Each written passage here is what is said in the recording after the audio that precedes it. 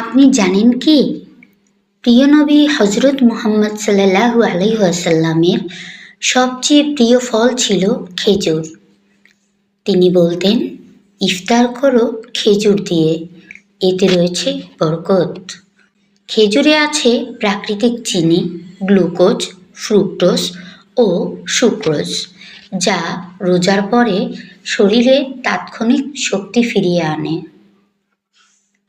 এছাড়াও খেজুরে রয়েছে আয়রন, রক্তশূন্যতা দূর করে, ফাইবার, হজমে সহায়তা করে, পটাশিয়াম, হৃৎপিণ্ডের জন্য ভালো, ক্যালসিয়াম, হাড় মজবুত করে, অ্যান্টিঅক্সিডেন্ট, রোগ প্রতিরোধে সহায়ক।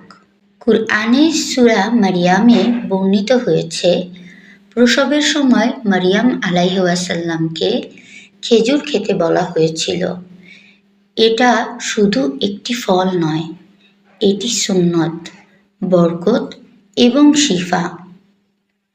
খেজুর খান, সুন্নত পালন করুন এবং শরীর ও আত্মা দুটোই সতেজ রাখুন।